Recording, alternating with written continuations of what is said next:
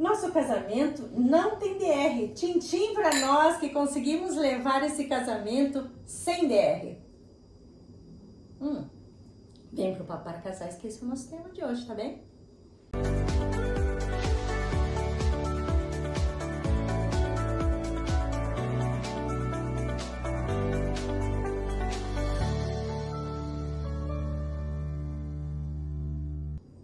Olá, sejam todos bem-vindos para mais um Papo para Casais aqui no meu canal. Hoje nós estamos fazendo essa nossa fala em conjunto aqui, reforçando nossos pensamentos e trazendo um olhar diferente. Hoje estou com a Carmen Cuenca e vou perguntar para ela: é possível um relacionamento sem DR? Pois é, a pergunta de que não quer calar, né? Não, não é possível. A ADR é a comunicação, né? A ADR é a aprendizagem do relacionamento. Ela não precisa ser sofrida, mas ela precisa existir. Então, a maturidade do casal, ele se dá através das DRs. As DRs, elas são vistas pela comunidade, muitas vezes, como alguma coisa ruim. E, na verdade, a DR é um momento que o casal precisa ter durante a vida, durante a história. Então, as DRs são um momento que o casal tem para que ele possa um conhecer o outro, um falar de suas intimidades, das suas fragilidades, dos seus sonhos, dos seus desejos, dos seus planejamentos. Então, a sugestão é que o casal tenha, sim, um momento de fala de um para o outro. É um momento de partilha mesmo, né?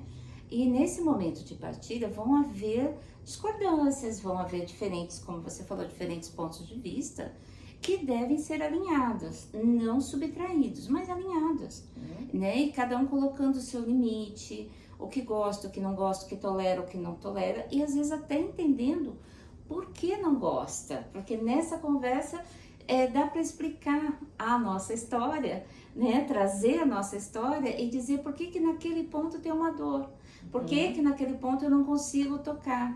E aí vai se criando o que a gente chama de intimidade conjugal. É isso, que é tão importante no relacionamento, essa intimidade, essa troca. Mas os casais parece que têm medo de trazer esta fala, de trazer esta comunicação, de trazer os problemas. E hoje, como eu já falei num outro vídeo, quem está buscando um casamento hoje, porque o casamento evoluiu, são pessoas que querem não um casamento por necessidade. As pessoas querem um casamento exatamente para evoluir, exatamente para ter parceria, para criar histórias, para mudar a vida. Por quê? Não é assim, Carmen? Os casais, eles vêm, as duas pessoas que se casam, elas são muito diferentes. Embora elas tenham interesses comuns, embora elas tenham vida que elas querem fazer a mesma coisa, mas elas são muito diferentes. O olhar é diferente, não é, Carmen? Sim, porque elas vêm de famílias, né? Elas vêm de famílias diferentes, vêm com bagagens diferentes, percepções de mundo, formação, mas a riqueza está nessa individualidade, nessa diferença.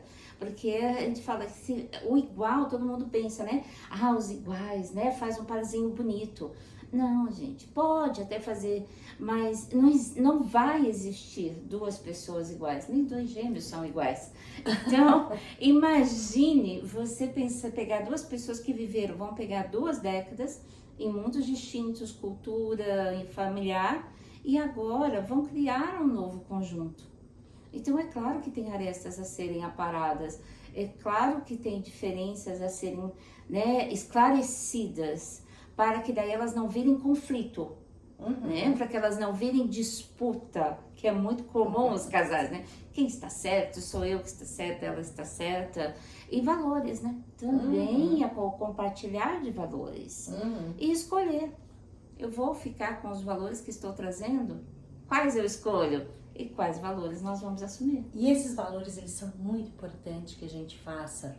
E quem faz terapia de casal, normalmente com terapeutas de casais com formação.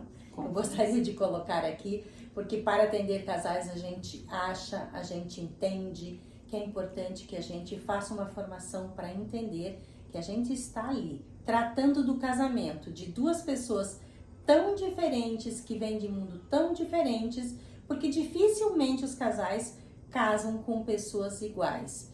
Então, se você tem ali aquela pessoa que dentro dela tem um mundo para ser compartilhado, por que é que você vai querer ficar no seu mundo, na sua solidão, no seu espaço de não troca e vai deixar de perder, né? Essa pessoa que tem uma história que poderia trazer para você não só o crescimento do casamento, não é, Carmen? Sim, mas pessoal. também o crescimento pessoal, não é? Porque o que a gente vê normalmente é muitas vezes um dos parceiros, né, uma parceria, tentando moldar a outra ao que ela quer. Aí não vai ter crescimento, porque você vai ter um espelho. Às vezes consegue, né? Mas aí você vai ter um espelho seu ali e vai ser uma repetição. Então aí não há evolução. Na repetição não há evolução. E ainda assim, né? Será que é aquilo que você vê no espelho é realmente o que você tem prazer em olhar e enxergar? Eu vejo que o relacionamento, pelo menos eu e a Carmen também, assim, na nossa conversa, eu acho que o que enriquece o casamento é a transformação. E também isso que a Carmen falou, né? De pensar nas mudanças que vão ocorrendo, elas ocorrem de tempo em tempo. Tanto é que a gente trabalha como terapeutas de casais, a gente trabalha fazendo os contratos conjugais renovados. Porque como tem estudos já que de 7 em 7 anos a gente tem uma mudança na vida e uma mudança no casamento, então é preciso que os contratos conjugais sejam renovados, não é, Carmen? Sim, porque olha, vamos olhar para nós. O que você gostava aos 15 anos e aos 30? Será que você ainda gosta das mesmas roupas, do mesmo calçado, da mesma música, né, do mesmo ritmo, dos mesmos lugares? Né? O pessoal não brinca que aos 30 já quer um lugar para sentar e tudo mais. Então, como é que você quer um casamento que começou há 10 anos atrás, há 15 anos atrás, ele funcione igualzinho? Terminaram uma faculdade, aumentaram fonte de renda, ou às vezes passou por uma crise financeira, chegaram os filhos, né? Ou não chegaram os filhos, mas aumentaram as tarefas de adulto. O contrato precisa ser refeito, até de disponibilidade um para o outro. E falando do nosso tema de hoje, a dificuldade de lidar com DR ocorre muito, inclusive quando os casais vêm para o processo de psicoterapia, quando chega e diz assim, fala você. Ou diga para mim o que você quer que eu mude, que amanhã eu já estou mudando. Como se isso, né, Carmen, fosse possível.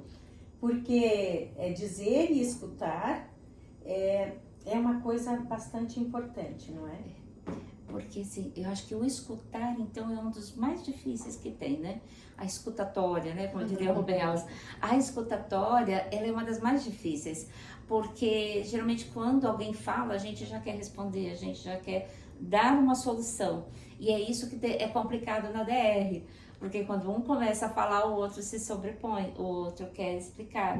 E isso não pode acontecer, porque daí não tem transformação, aí não tem evolução. Então veja, o rumo você precisa estar disposta a ouvir o que a pessoa tem para dizer, mas não para achar argumentos para contrapor o que o outro está falando e chegar no eu tive razão, veja como eu estava certo. Escuta-se para compreender o que a pessoa está falando e fala-se para comunicar. Então, os casais precisam criar esta equipe, que é o casamento, onde ambos tenham voz, onde você escute e fale, não com agressividade, mas sim que você fale de uma forma não violenta, que hoje se fala muito nisso. O que é uma fala não violenta? É aquela que permite que o diálogo continue. Porque muitas vezes a pessoa fala de uma forma violenta no sentido de que eu vou falar alto, eu vou falar eu sei, que é para outra pessoa parar de falar, não é isso, cara? É a minha voz calando a do outro, né? E quando na realidade eu tenho que calar a minha voz para poder entender o outro. Olha só que bacana, então fizemos essa inovação no nosso Papo para Casais. Espero que vocês tenham gostado. Deixe um vosso comentário que daí eu sei. Se vocês gostaram, faremos outros papos para casais com outros profissionais que vão enriquecer ainda mais o nosso canal.